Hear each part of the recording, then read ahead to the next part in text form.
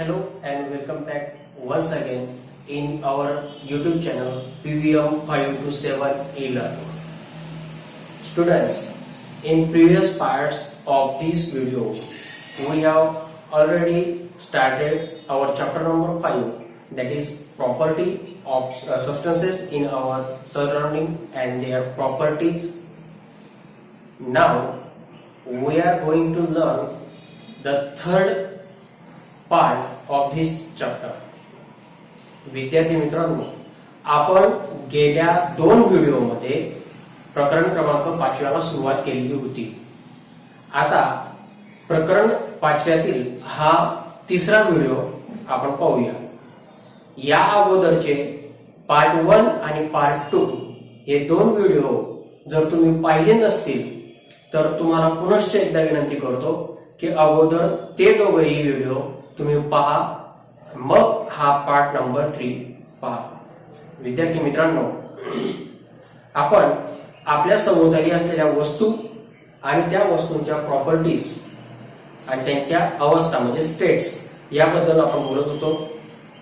या प्रकरणातले एकूण 8 टॉपिक पैकी पहिल्या व्हिडिओमध्ये आपण 3 टॉपिक कंप्लीट केलेले आहेत. नंतरच्या दुसऱ्या व्हिडिओमध्ये पार्ट 2 मध्ये आपण 3 टॉपिक कव्हर केलेले आहेत. आता हा थर्ड जो पार्ट आहे त्या पार्ट मध्ये आपल्याला ह्या प्रकरणाचा राहिलेला भाग म्हणजे जे 2 टॉपिक आहेत त्यात प्रॉपर्टीज ऑफ सबस्टन्सेस आणि प्रॉपर्टीज ऑफ मेटल्स हे 2 महत्वाचे पॉइंट्स आपल्याला या व्हिडिओमध्ये पाहायचे आहेत. विद्यार्थी मित्रांनो, सुरुवात करूया पहिल्या टॉपिकला. पहिला टॉपिक आहे प्रॉपर्टीज ऑफ सबस्टन्सेस, पदार्थांचे गुणधर्म. आता गुणधर्म म्हणजे काय, तर आपण प्रत्येक पदार्थ ओळखतो. जो पदार्थ ओळखतो तर त्याला आपण काहीतरी गुणधर्मांवरून ओळखतो. तर ते पदार्थांचे गुणधर्म कोणकोणते असतात?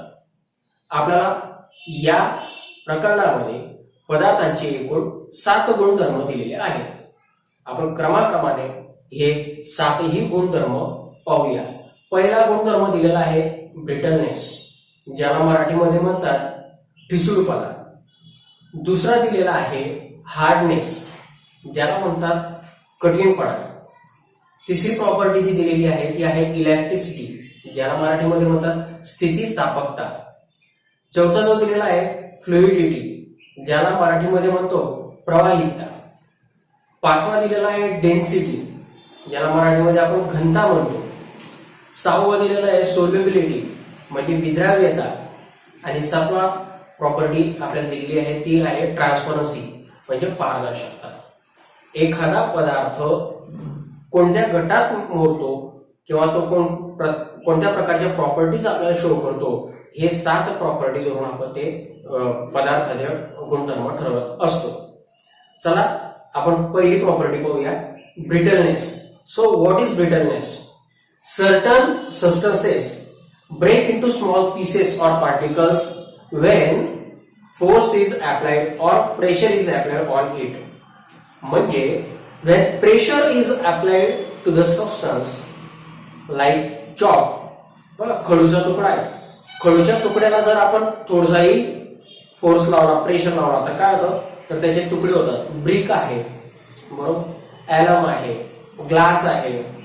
तर या पदार्थांना जर आपण थोडासाही फोर्स दिला तर काय होतं, they break into small pieces or particles. ते छोट्या छोट्या तुकड्यांमध्ये किंवा कणांमध्ये त्यांचं विभागन होतं.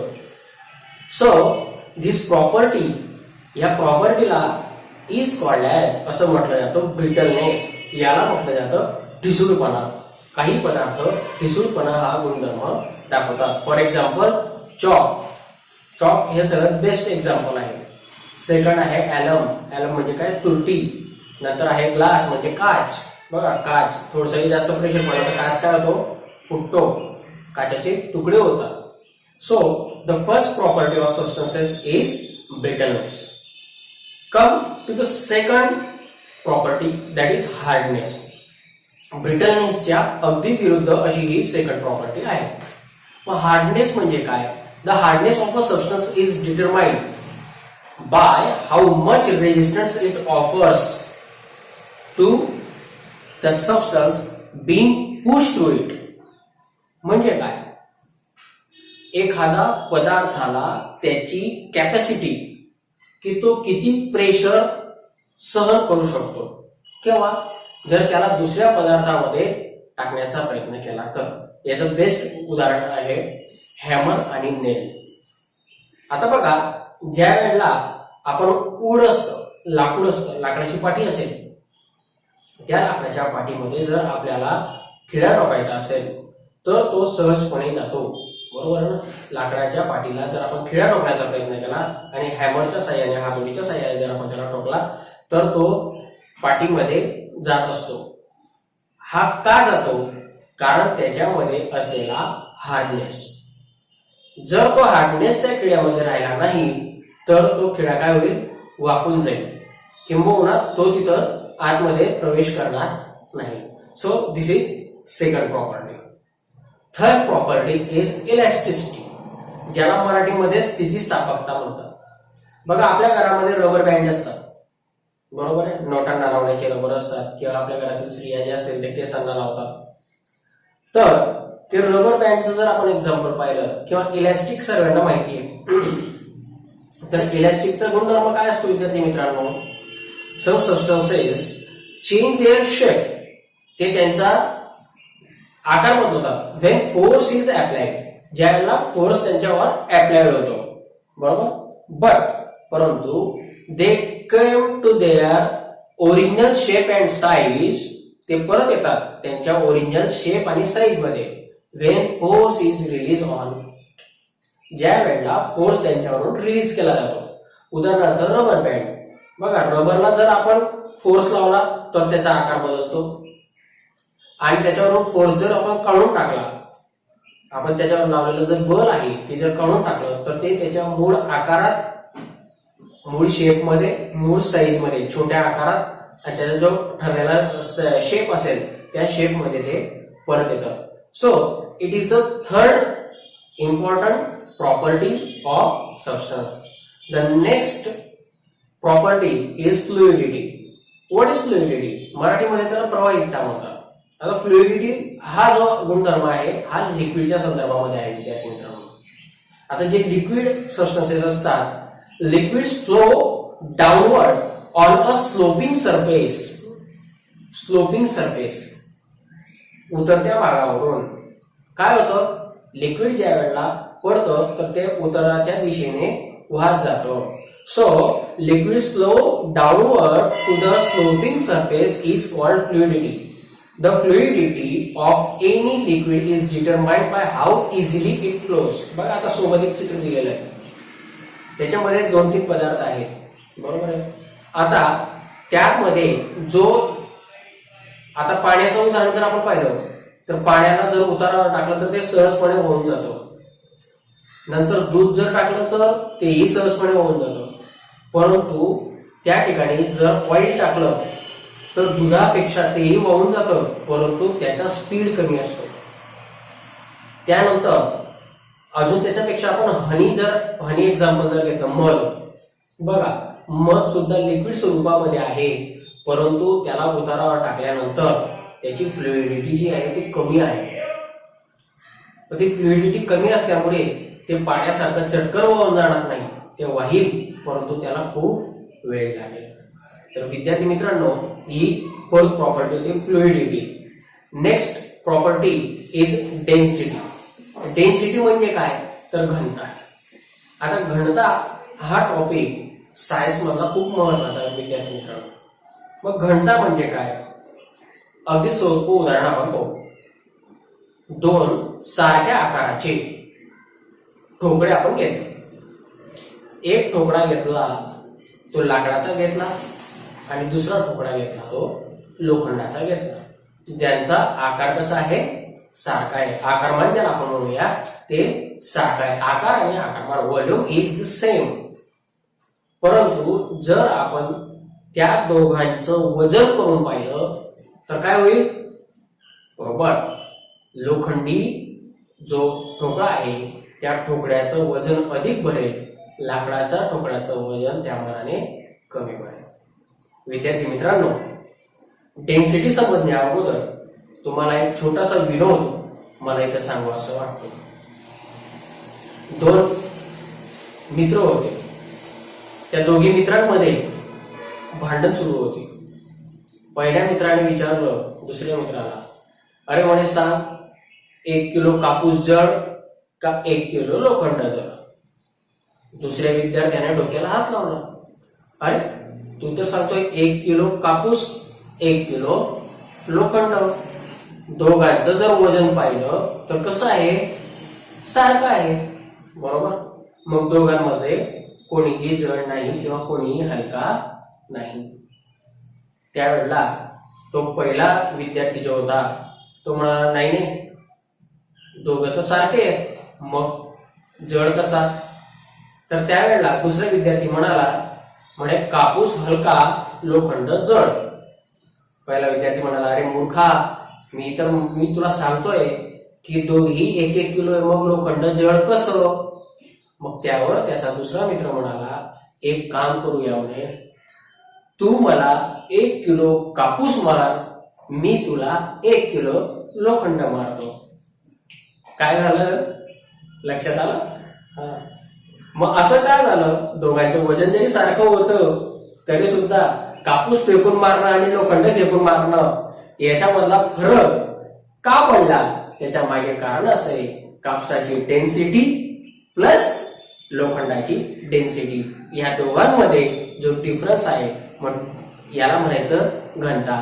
मग घनतेची डेफिनेशन जर पाहिलं आपण, the mass of different substance having the same volume. Mass म्हणजे वस्तुमान, सारख्या आकाराच्या आकारमान सारखं आहे परंतु वस्तुमान भिन्न आहे.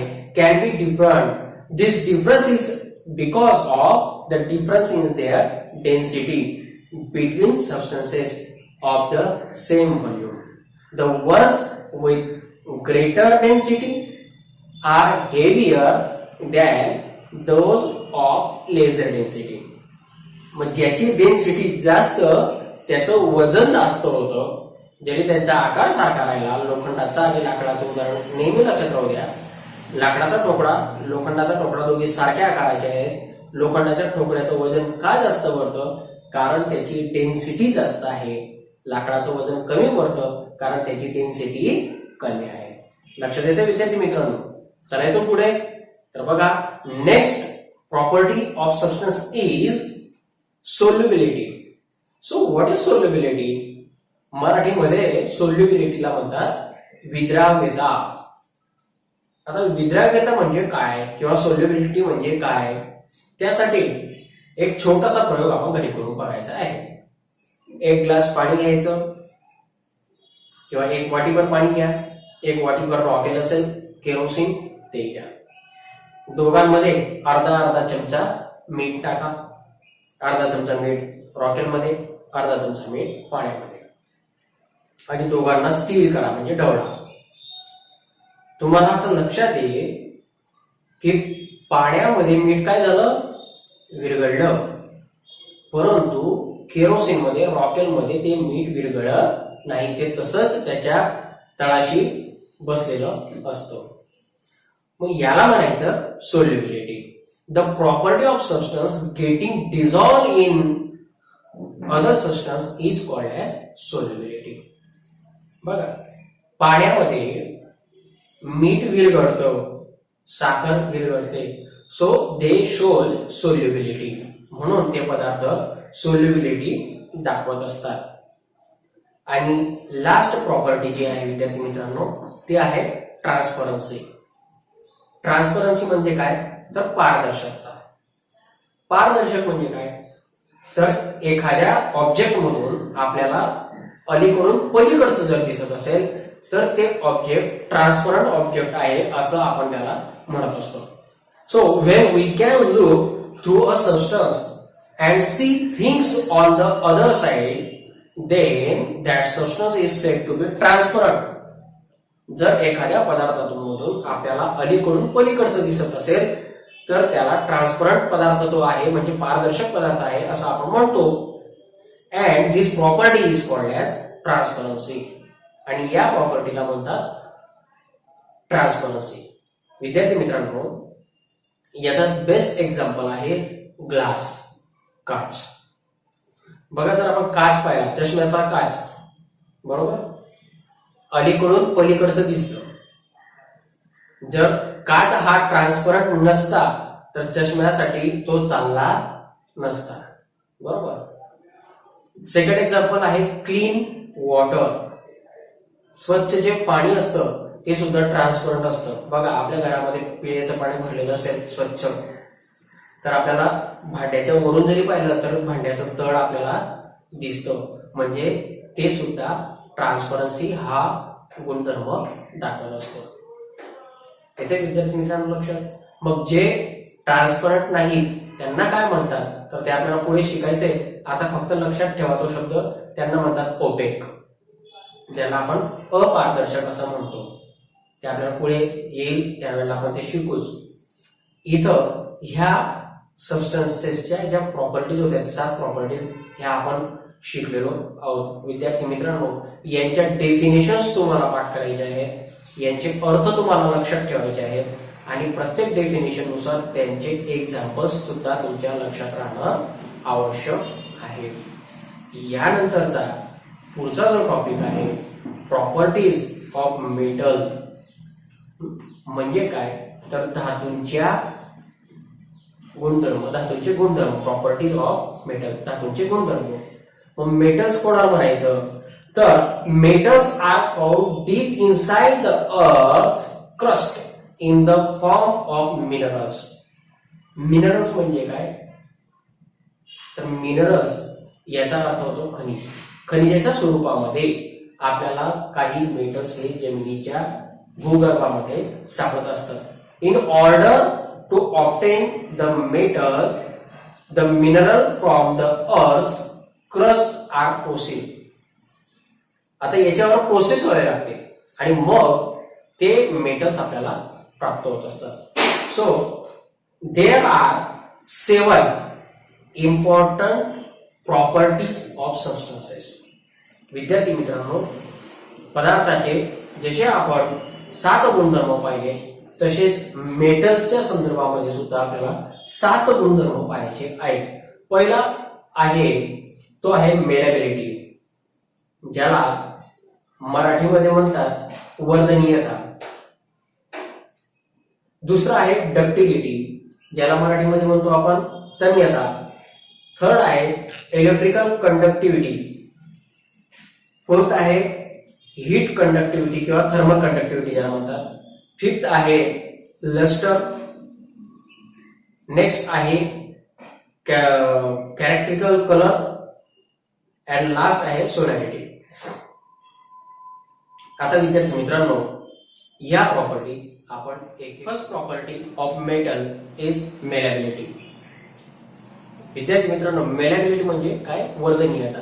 Metals can be converted into sheets by hammering. This property of metal is called as malleability. ज्या वेळेला एखाद्या धातूला हॅमरच्या साह्याने ठोकलं जातं तर तो पातळ पत्र्याच्या स्वरूपामध्ये पत्रा तयार होतो, याला म्हणायचं मेलेबिलिटी. ओनली मेटल्स शोज दिस प्रॉपर्टी.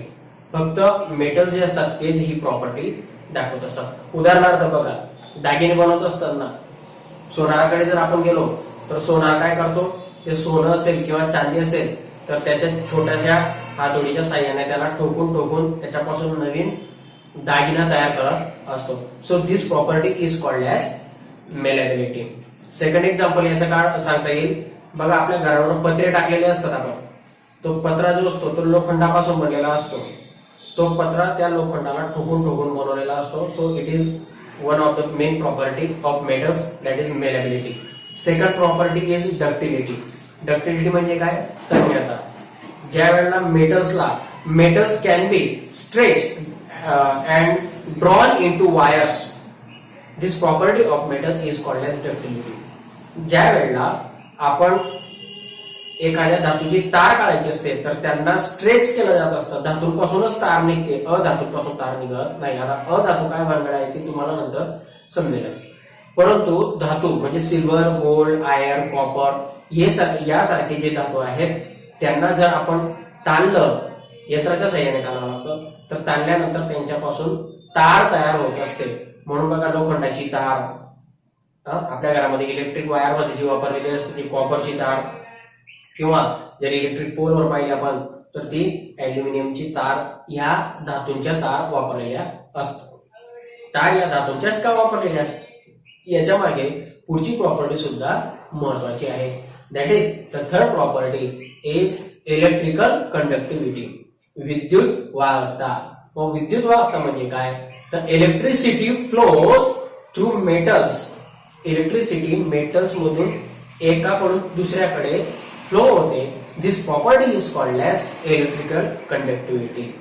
बघा, जे विद्युत उपकरणांमध्ये ज्या तारा वापरलेल्या असतात त्या तारा या धातूच्या असतात, कारण त्यांच्यामध्ये क्षमता असते की त्या एका टोकाकडून दुसऱ्या टोकाकडे वीज वाहून नेऊ शकतात.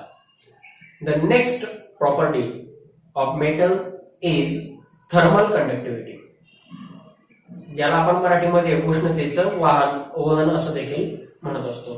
सो जसं इलेक्ट्रिसिटी हे मेटल्स एकाकडून दुसऱ्याकडे कॅरी करू शकतात, तसंच मेटल्स कॅन